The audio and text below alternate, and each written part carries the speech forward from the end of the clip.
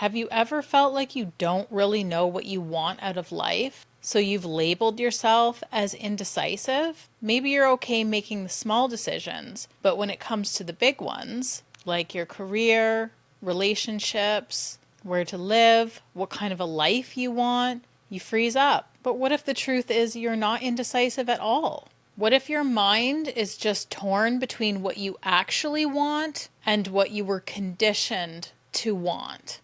Because when those two things don't match, the result is confusion. You're second guessing yourself. You feel like something's wrong with you when there isn't.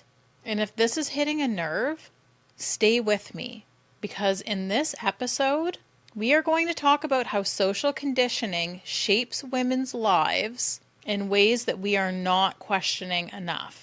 Why so many women feel lost when everything seemingly looks right.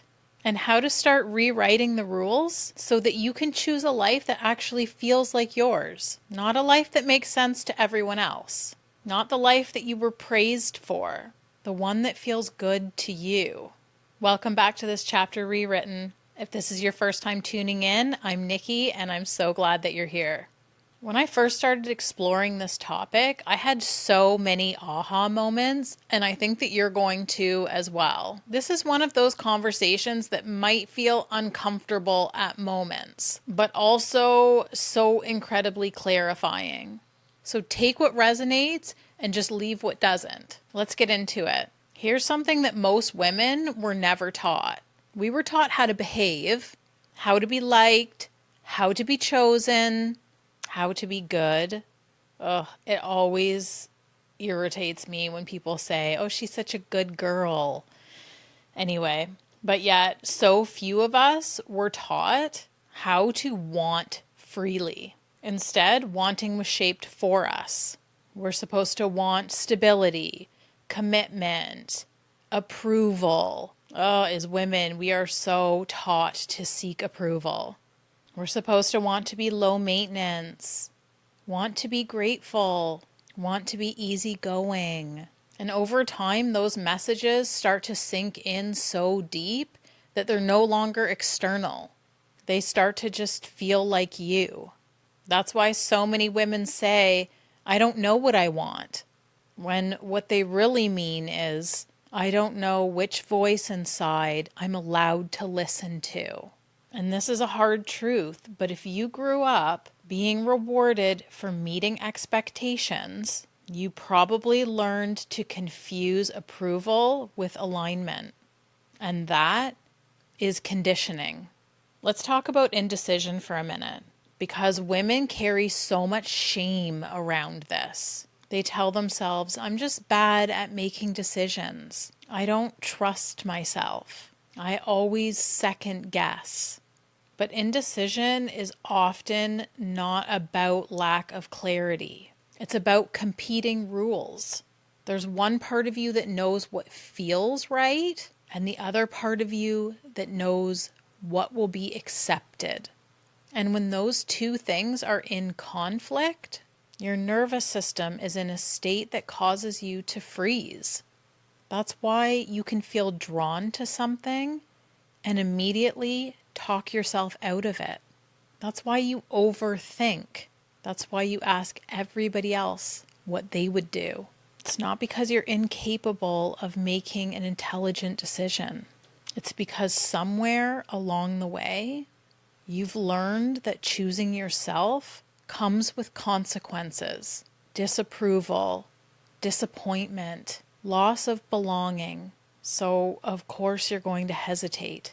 This is uncomfortable, but the truth is, good girls are conditioned. Conditioned to be agreeable, conditioned to be grateful, conditioned not to rock the boat, conditioned to sacrifice without calling it sacrifice. And this really messes with us because good girls are praised. They're told that they're mature, they're selfless, they're strong, they're easy to love. So they keep going. They keep saying yes when their body is saying no. They keep choosing what makes sense over what feels right They keep shrinking desires that don't fit the script until one day, usually in midlife, something cracks and they think, how did I get here? And I think pretty clearly this conditioning doesn't just live in theory. It shows up everywhere. In relationships, it looks like staying longer than you should because you think settling is just a sacrifice that women are supposed to make. Explaining boundaries instead of just stating them. Convincing yourself that you're asking for too much when in reality, you're asking for the bare minimum. In careers, it looks like choosing security over fulfillment and then blaming yourself for being ungrateful. Staying small because you don't want to be seen as difficult. Letting other people decide what you're capable of. In motherhood, it looks like losing yourself and calling it love. Feeling guilty for wanting space. Feeling selfish for needing more than survival. In your relationship with yourself, it looks like constant self-doubt. Because when you're disconnected from your own desires, confidence can't possibly grow. So let's talk about the cost, because this is where women start to wake up. The cost is resentment, burnout, numbness. There's this low-grade sadness that you can't explain. The cost is waking up and thinking, I did everything that I was supposed to do, and I'm still unhappy. If you already listened to Tuesday's episode, you know that I talked about how I did everything that I was supposed to do, and I was so unhappy. That was a huge price to pay to feel so miserable. The cost is feeling disconnected from your body, from your intuition, from joy. And the hardest part is you blame yourself. You think, I should be happier. I should feel fulfilled. But it's really freaking hard to feel alive in a life that was built for approval instead of alignment. And listen, this isn't about blowing up your life. It's not about rejecting everything that you've built. It's not about becoming selfish or careless. This is about honesty, being honest with yourself. It's about asking, maybe for the first time, do I actually want this? Or did I just learn to want this? Was I just conditioned to want this? That question alone changes everything. Rewriting the rules doesn't have to start with massive change. It starts with awareness. It starts with noticing when you explain instead of state, when you minimize instead of claim, when you default to what is expected instead of what is true to you. This is creating new internal rules. These are your rules. Rules like, I don't need permission to change my mind. It's a woman's prerogative to change her mind, right? That's what we hear, but not really what we're taught. It's not needing to earn rest.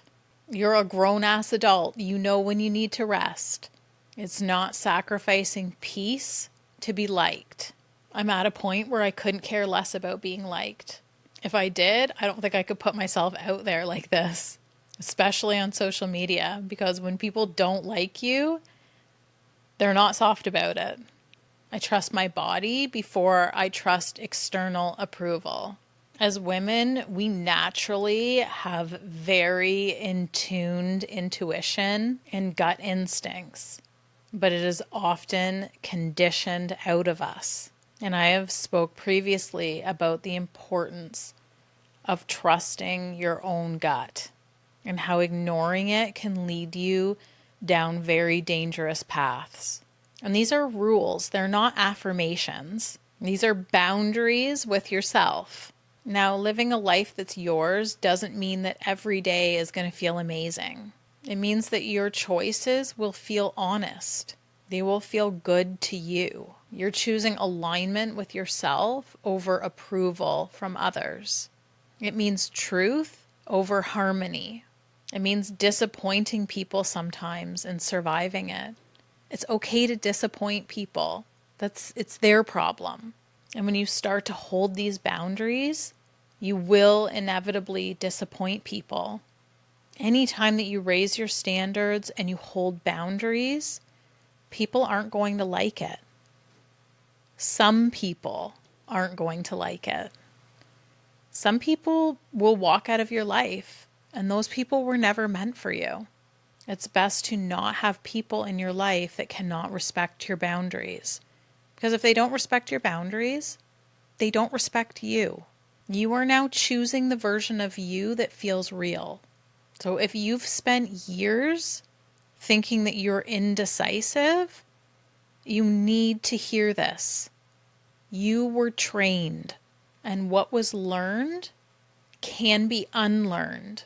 If this episode brought up things that you recognize in yourself, and you're realizing that you want support as you unlearn some of these patterns, I offer one-on-one coaching. It's a space for clarity, honesty, and learning how to choose yourself without guilt. You can find the details in the description whenever you're ready. If you found value in this episode, please give it a like, follow, subscribe.